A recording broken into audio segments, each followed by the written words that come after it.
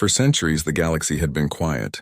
Trade ships moved between stars, diplomats argued in council halls, and empires rose and fell in their usual pride. No one remembered the blue planet once called Earth. It had vanished from records long ago, buried under myths of a violent past and a forgotten war. But deep in the Sol system, something was stirring. A faint transmission, no longer than 10 seconds, appeared on a distant listening post near the Orion Belt.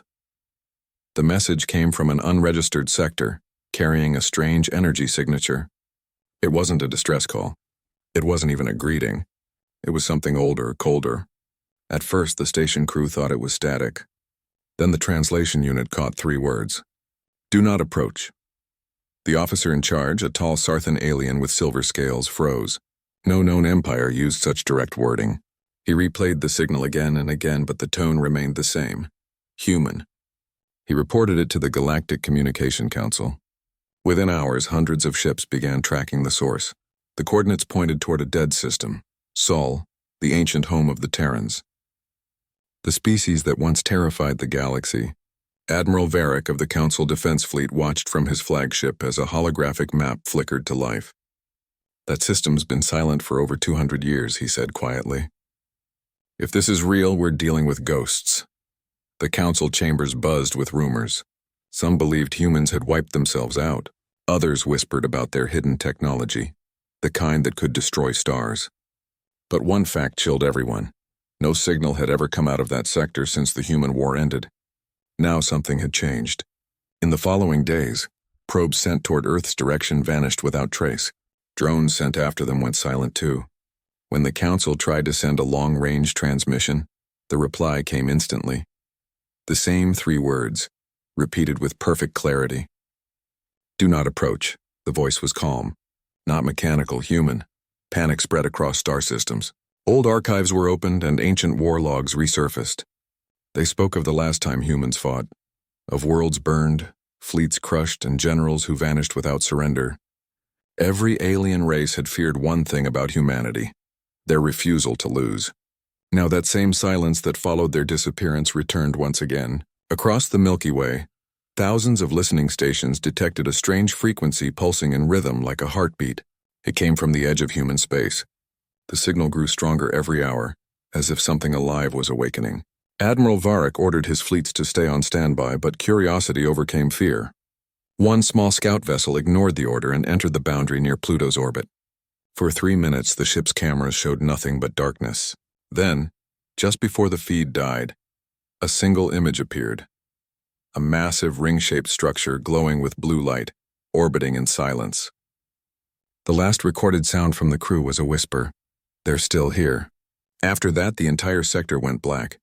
Every communication linked to that region failed. Star maps flickered. Even long-distance relays began to show interference, as though something was jamming the entire galactic network. The council called an emergency session, but no one could agree on what to do. And then, after 72 hours of silence, the message changed. A new voice spoke, deeper, commanding, impossible to ignore. This is Earth Command. We warned you once. Do not test our borders. The message ended with a pulse so strong it knocked out power grids across 5 star systems. The wave carried data none could decrypt. Some said it contained coordinates. Others believed it was a countdown. The galaxy trembled. The council demanded answers, but there were none. Who had sent it? How could a world thought dead return? Everywhere, whispers began. Stories of Terran fleets hidden beyond the dark, of ships that could cloak entire planets, of humans waiting for the galaxy to forget before striking back. On the edge of human space, under a silent green planet, lights began to flicker across a vast metallic surface. One by one, enormous structures powered up and thousands of dormant ships opened their eyes. After centuries of silence, humanity had spoken again. And this time the galaxy was listening. The Galactic Council had not slept for 3 days. Every screen, every comm station, and every news feed showed the same transmission. The message from Earth. Across 1,000 worlds, the words, "This is Earth Command. We warned you once," played again and again. It spread like wildfire, a ghost from the past speaking with perfect power. The translation systems confirmed it was human language. But there was something strange. The voice didn't belong to any known accent. It was pure, steady, and emotionless, as if spoken by both man and machine. On the planet Alaris, the Council's emergency meeting was in chaos. Representatives from 50 species argued over what to do. Some demanded immediate military action. Others screamed for retreat. Only one elder, Councillor Thevra, remained silent. She finally spoke in a trembling voice. "You forget who they were.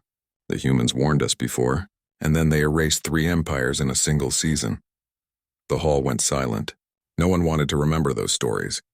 The last time Earth had spoken with such confidence, half the galaxy burned. Admiral Varric stood near the projection table, his face pale under the blue light of the star map. The red zone marking Sol system was expanding outward, not by attack but by jamming waves that cut off communication. It was as if Earth was drawing a line across the stars. "Are we sure it's not an automated defense system?" asked a young officer. "We don't know," Varric replied. "But the power readings, they're increasing. Whatever it is, it's alive." Dozens of research vessels tried to decode the pulse hidden inside the signal. Some claimed it carried ancient coordinates. Others thought it was a form of data key, locked to Terran technology. Then one scientist cracked part of it. The message, when rearranged, formed a pattern that matched the old Terran war code. It translated to a single phrase: "Observation phase complete." The realization hit them like thunder. Humanity hadn't been gone. They had been watching. Far from the Council world near the gas giant Orpheus 9, a small listening ship called Vigilant Dawn was the first to detect something new. The signal had changed tone again. The computer translated a phrase: "Protocol Sentinel activated." Moments later, the stars near the edge of Sol flickered. 1, then 2, then hundreds of energy signatures appeared, forming a perfect geometric formation. Massive structures rose from the dark. Towers, stations, maybe ships, and no one could tell. The captain of the Vigilant Dawn sent a message to command, but before he could finish, every system on the ship went dark. The crew heard a voice through the static, clear, calm, and human. "This border is closed." Then nothing. When the Council received the last log from the Vigilant Dawn, the debate turned to panic. Whole fleets were mobilized to investigate, but their engines failed as soon as they crossed the invisible boundary. Their systems didn't break, they were simply shut down, as if someone had flipped a master switch across space. A strange fear spread among the alien species. It wasn't fear of war, it was fear of control. No one had ever seen power like this. On the 5th day after the first transmission, a new signal reached every inhabited world. It carried an image, the blue planet Earth shining brightly behind a massive human space station. The same voice spoke again. "This territory is protected. We remember the past. Do not make us repeat it." And then, silence again. In the darkness between stars, hidden Terran fleets slowly awakened.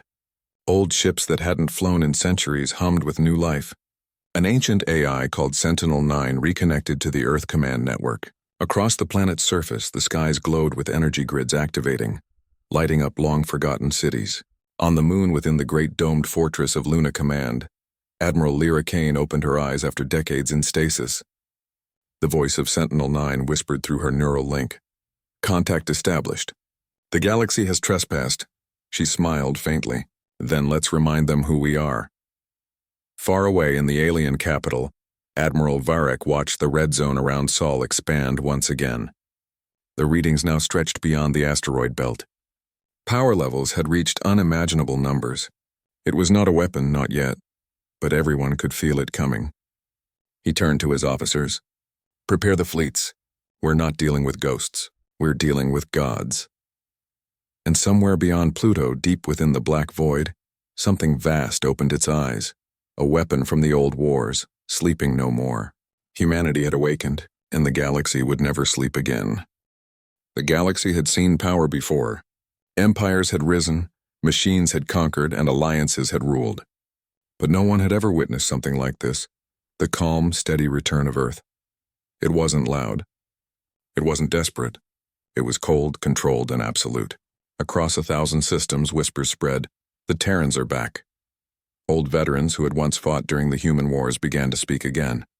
They told stories most had forgotten. Stories of black ships that could vanish from sensors, of human soldiers who fought even after losing everything, and of an Earth that refused to die. Now those legends were moving again. In the Galactic archives, deep beneath the capital world Alaris, historians searched for ancient Terran battle records. Most files were erased long ago, but one encrypted file remained. It contained the last known image of a human fleet. Hundreds of ships, their engines glowing white, standing in formation around the blue planet. The file name was simple: Operation Final Dawn. Admiral Varric studied it in silence. The file was over 2 centuries old, yet the ships looked almost identical to the ones appearing on scanners now. Humanity hadn't evolved, they had waited. On the 5th day after Earth's reawakening, the Galactic Council sent a message toward Sol, this time in every known frequency and language. It was a plea for peace, but no answer came. Instead, another transmission arrived, not from Earth, but from the outer edges of the system. A woman's voice, steady and commanding, filled every receiver. "This is Admiral Lyra Kane of the Terran Defense Armada. We do not seek war, but we will end it if you cross this line." Her voice echoed through the halls of power, through every ship, every home.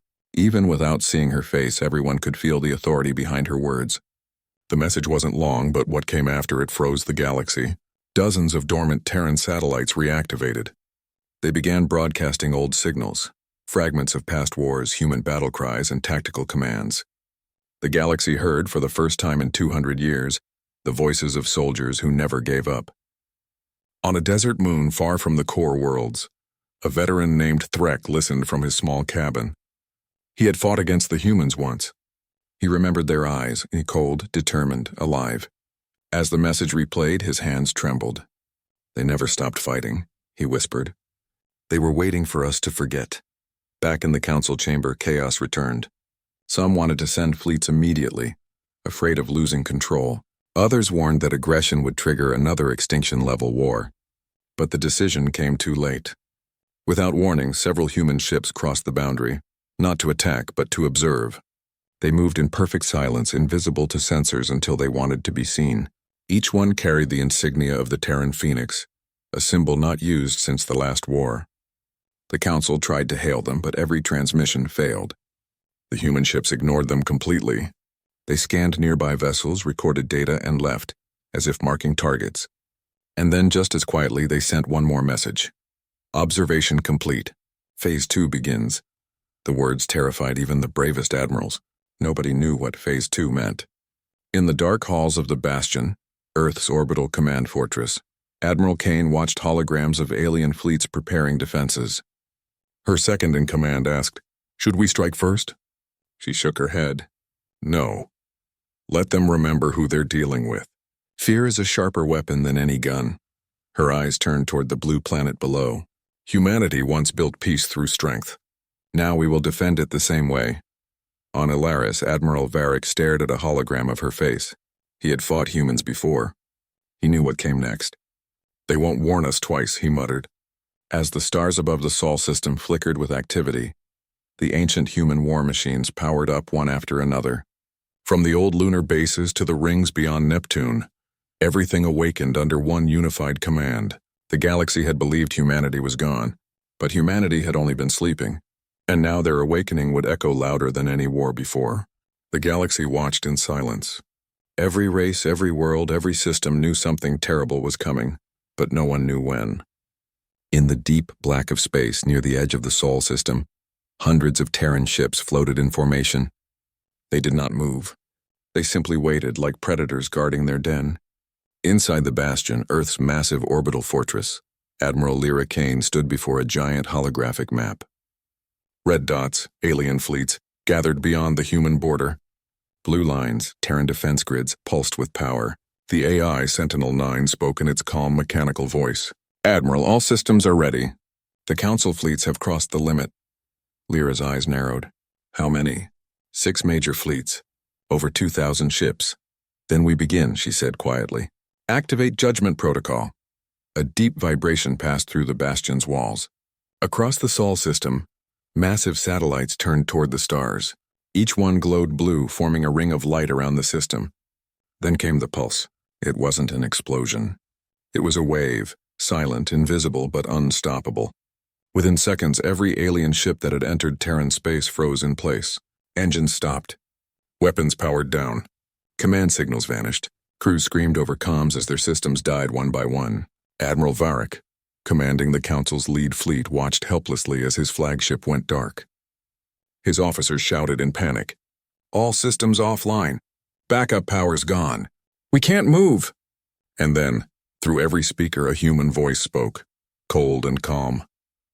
"This is Sentinel-9. You have violated restricted territory. Weapons are disabled. Communication is suspended.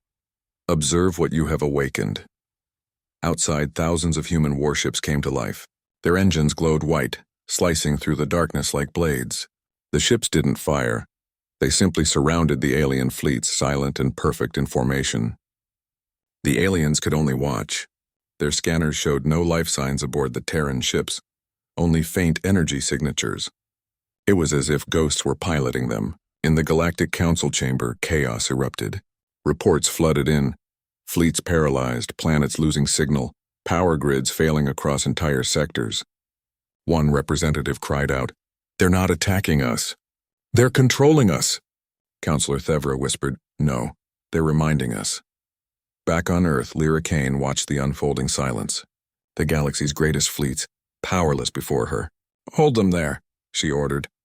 Sentinel-9 replied, "For how long?" "Until they remember fear." Hours passed. Then suddenly, every disabled ship received one last transmission, a short video. It showed Earth as it once was. Cities shining under blue skies, oceans calm and endless, humanity thriving. Then the image darkened, replaced by fire and destruction, the wars that had ended everything. Finally, the same voice spoke. "You made us monsters once. We became something greater. Now we guard the peace we built in our ashes." The message ended. The ships powered down again, waiting. Across alien space, panic spread faster than light. Planets began evacuating outer colonies, fearing invasion. But none came. Humanity did not advance, and they only held their line. Admiral Varric, trapped aboard his dead ship, stared out the viewport. The Terran fleet floated before him, glowing softly. "They could have destroyed us," he whispered. But they didn't. A moment later, his systems flickered back online. Engines restarted. Weapons remained disabled, but communication returned. A single final transmission appeared on his console. "You have been spared. Learn from this." Then the human fleet turned and vanished into the dark, disappearing as silently as they had appeared. Varric's hands trembled. He had faced war before him, but never power like this. This wasn't conquest. It was judgment. When he reported back to the Council, his voice was heavy. "They're not looking for war," he said. "They're making sure no one ever brings it to them again." And somewhere in the void, the Bastion watched, its sensors covering light years of space. Sentinel-9 spoke softly into the darkness. "Judgment complete. Awaiting next order." Lyra Kane looked toward the stars. "Then we wait," she said. "Because the galaxy never learns." The stars outside flickered like dying candles. For the first time in centuries, the galaxy realized humanity didn't just survive, they evolved. The council chambers on Alaris were no longer a place of order. The great hall that once echoed with speeches and politics now shook with fear and confusion. Every screen showed the same haunting image, hundreds of human ships hovering in perfect silence, forming an iron wall around the Sol system. Admiral Varric stood at the center table, surrounded by chaos. Dozens of alien leaders shouted at once, demanding answers. Some wanted to send another fleet. Others screamed for surrender. And a few whispered what no one dared to say aloud, that the humans had already won. Varric raised his voice. "We can't fight them. Every ship that enters their space shuts down instantly. We're not facing an army, and we're facing control itself. But pride runs deep in empires." The Varn Dominion's representative slammed his clawed hand on the table. "We outnumber them 1,000 to 1. They can't hold forever." Counselor Thevra glared at him. "You fool. They don't need to hold forever. They only need to remind us who they are." Silence fell again. Every leader in that room knew the truth. The humans didn't just win wars. They ended them. Meanwhile, far beyond Alaris, in the darkness near the border of human space, strange lights began to appear. It wasn't an attack, it was construction. Massive rings of light and metal forming slowly, orbiting together like clockwork. Terran beacons marking their territory. The Council sent a desperate diplomatic envoy. A fleet of 6 ships, unarmed and carrying peace banners, was dispatched toward Sol. Admiral Varric watched them depart, unsure if he'd ever see them again. Days passed. The galaxy waited for a reply. On the 7th day, the human signal returned, clear, calm, and unstoppable. A woman's voice echoed through every speaker in the council building. "This is Admiral Lyra Kane of Earth Command. Your fleets entered our home uninvited. Yet we did not destroy them. That was mercy. Now you send diplomats. You may speak, but you will do so with respect." The transmission ended with coordinates. The peace envoy changed course. Inside the lead diplomatic ship, the alien ambassador, a thin being with pale green skin, watched the view through his window as they entered the Sol system. The sight left him breathless. Every planet glowed with power grids and defense stations. Titan skies were filled with drones. Massive shipyards orbited Mars. Even the asteroid belt had been turned into a wall of metal and light. Humanity had rebuilt itself into something beyond comprehension. And there, above Earth, floated the Bastion, a fortress so large it could eclipse the sun. As their ship approached, the systems went dark for a moment, then reactivated under Terran control. A calm voice guided them. "Welcome to Earth Command. Remain in your vessel. You are under observation." When the doors opened, the diplomats saw humans for the first time in generations. They wore black armor with gold insignias, eyes cold but not cruel. Admiral Lyra Kane herself awaited them in the hall. "You wanted to talk," she said simply. The alien envoy bowed deeply. We come to ask for peace." The galaxy panicked. "We thought you were gone." Lyra nodded slowly. "And when you thought we were gone, you divided our world, stole our resources, and erased our history from your archives." The envoy trembled. "It was fear, Admiral. We feared what you could become." Her eyes hardened. "You should have feared what we already are." But then her tone softened. "Humanity does not seek vengeance. We seek balance. You will respect our borders, return what was stolen, and never again attempt to control another world. Do this, and peace will stand." The alien bowed again, relief flooding his face. "You have our word." But behind him, one of his aides hid a small device, a signal beacon transmitting data back to the Council fleet waiting in deep space. It was a trap. Lyra's gaze turned toward the aide, eyes narrowing slightly. The Terran sensors picked up the signal instantly. She didn't speak. She simply said to Sentinel-9, "Mark that frequency." The humans let the diplomats go. Hours later, the Council's command fleet received the hidden transmission. They smiled, thinking the humans hadn't noticed. But they were wrong. Deep inside the Bastion, Sentinel-9 whispered, "They've chosen betrayal again." Lyra Kane's reply was calm, almost sad. "Then the final message will be their lesson." The countdown began. The countdown began silently. No alarms, no flashing lights. Only the steady pulse of numbers running across the Bastion's command screens, and Admiral Lyra Kane watching them with cold, focused eyes. She already knew what the Council had done. The so-called peace envoy had not come to talk. They had come to spy, to send secret data back to their fleet waiting just beyond the human border. And now the Terrans were done waiting. Sentinel-9's voice broke the still air. "Countdown at 60 seconds. Judgment beacon charging." Lyra looked toward Earth below. Blue oceans, white clouds, a world that had survived extinction. She spoke softly. "Let them see the power they feared, but not the destruction they expect." Across the Sol system, massive structures that had slept for centuries came alive. The great rings over Neptune spun. Plasma arcs rippled through the asteroid belt. On Mars, old weapon satellites rotated, forming a chain of light. And then it happened. A beam of pure white energy erupted from the Bastion and spread outward like a wave across space. But instead of fire or death, the light carried information. A signal so powerful it reached every ship, every relay, every world in the Council's domain. The message played in every language at once. "This is Earth Command. We offered peace. You chose deceit. We will not destroy you, but we will end your ability to wage war." At that moment, the energy wave changed. It didn't kill, it erased. Every weapon system in the Council's control, from orbiting cannons to planetary missiles, simply vanished from operation. Their targeting computers were wiped clean, replaced with a single Terran code, locked by order of humanity. Across the galaxy, panic broke out. Fleets tried to fight back, but their ships wouldn't move. The humans hadn't fired a single shot, yet every empire now knelt under invisible power. In the council war room, Admiral Varric watched helplessly as the maps went blank. "We're disarmed," one of his aides whispered. "Every weapon, gone." And then the final message appeared on their main screen. The face of Admiral Lyra Kane, calm, unshaken, surrounded by the quiet hum of the Bastion's command lights. "We are not gods," she said. "We are survivors. We remember what you did when you thought we were weak. And we remember mercy too." Behind her, the image of Earth appeared, not as a threat but as a home reborn. Cities alive, skies clear, oceans blue again. "You feared our anger. You should have trusted our silence." Her words carried across the stars, reaching every world, every being. "From this day, no empire shall conquer another. No world shall burn for ambition. If you cross this line, the next message you receive will not be a warning." The screen went dark. And just like that, the galaxy was quiet again. For the first time in generations, no wars were fought. No fleets moved. The empires that once ruled now hesitated to even send scouts near human space. They had all seen the light of Earth and what it could do.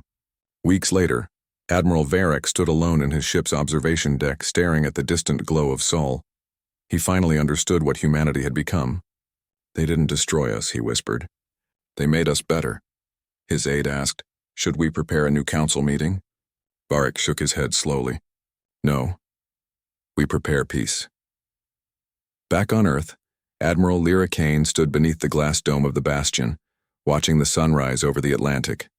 She felt the warmth of light through the reinforced glass, the hum of new life below. Sentinel-9 spoke again. "Transmission complete. The galaxy is silent." Lyra smiled faintly. "Good. Let them rest." She turned away, walking down the command deck where thousands of Terran officers stood ready, not for battle, but for watch. "Humanity," she said softly, "is not finished. We simply remember." And as the Bastion's lights dimmed into the deep blue of dawn, the stars outside shimmered in quiet respect. The galaxy would forever remember the day Earth spoke its last message, and the day fear ended.